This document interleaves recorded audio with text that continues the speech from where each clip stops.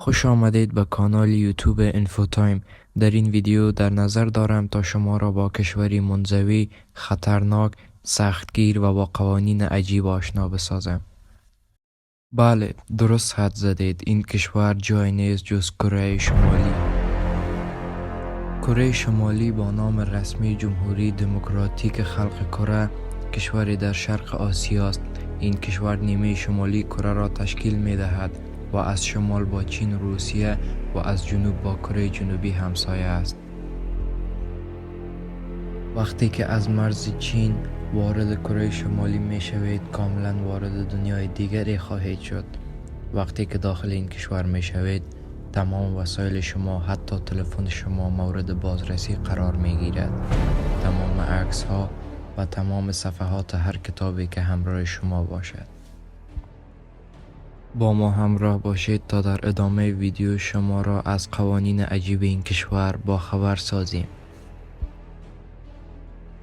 شما حق ندارید تا از کسی که در یونیفرم نظامی است در این کشور عکس بگیرید و یا اجازه حمل کتاب‌های مذهبی در این کشور را ندارید.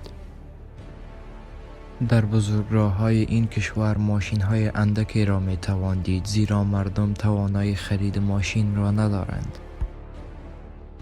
در داخل این کشور شما شاهد فقر شدید و انزوای شدید، بدون آزادی، بدون اینترنت، بدون فیسبوک و بدون دسترسی به دنیای خارج خواهید بود. جالب است بدانید در این کشور پیروی از ادیان ممنوع است. اولین مورد از عجیبترین قوانین کره شمالی این است که مردم نمی توانند از هیچ روند جدیدی برای مو در کره شمالی استفاده کنند، زیرا قرار است از مدل موی مورد تایید دولت پیروی کنند.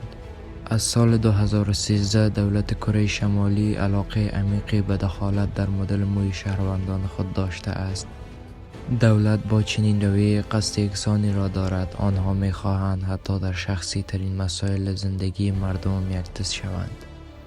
جالب اینجاست که 18 مدل موی مورد تایید دولت برای زنان و 10 مورد برای مردان وجود دارد. دستورالعمل‌های خاصی برای مو نیز وجود دارد. به عنوان مثال، مردان نباید موهای خود را بیش از 5 سانتی متر نگه دارند.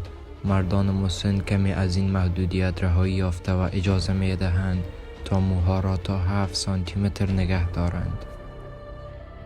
لبخند در سالگرد مرگ کیم ایل سونگ ممنوع. کیم ایل سونگ نه تنها پدر بزرگ کیم جونگ اون، بلکه پدر خیرخواه کل ملت بود. مدتی از درگذشت او می گذرد. این مرد در سال 1994 در هفته تیر ماه درگذشت و این روز عزای ملی اعلام شد. از همه مردم کره شمالی انتظار می رود که غمگین شوند. قوانین عجیبی وجود دارد که لبخند زدن در 8 جولای یا حتی بلند صحبت کردن را ممنوع می کند. کشور عزاداری خود را بسیار جدی می گیرد. وقتی پدر کیم جونگ اون، کیم جونگ ایل درگذشت، شهروندان به شدت تحت نظر بودند.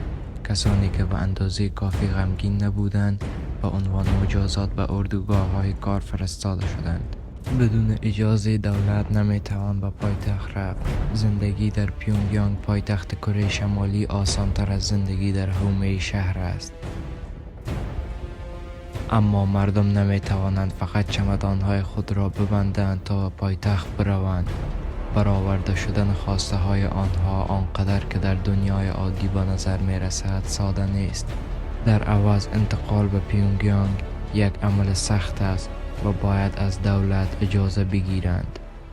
دولت رسانه ها را کنترل می کند. شبکه های تلویزیونی بین المللی هیچ شانسی برای پخش در کره شمالی ندارند.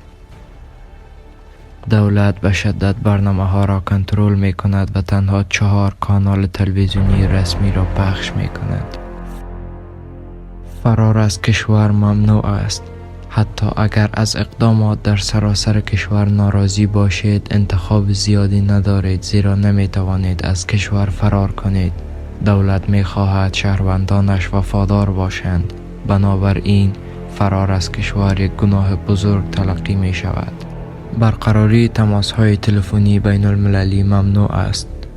در رژیم کیم جونگ اون اطلاعات نمی توانند به داخل یا خارج از کشور منتقل شوند. عدم دسترسی به اینترنت. هیچ فرد عادی در کره شمالی نمی تواند به اینترنت دسترسی داشته باشد. اطلاعات از خارج از کشور نمی تواند به داخل کشور نفوذ کند و نمی تواند به بیرون درس کند.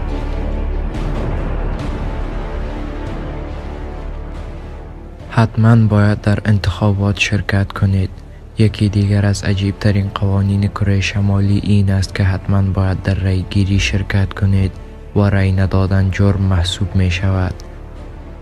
در این کشور هر 5 سال یک بار انتخابات ریاست جمهوری یا همان انتخاب رهبر برگزار می شود که تا به حال نه مخالفی داشته و نه مخالف رای آورده است.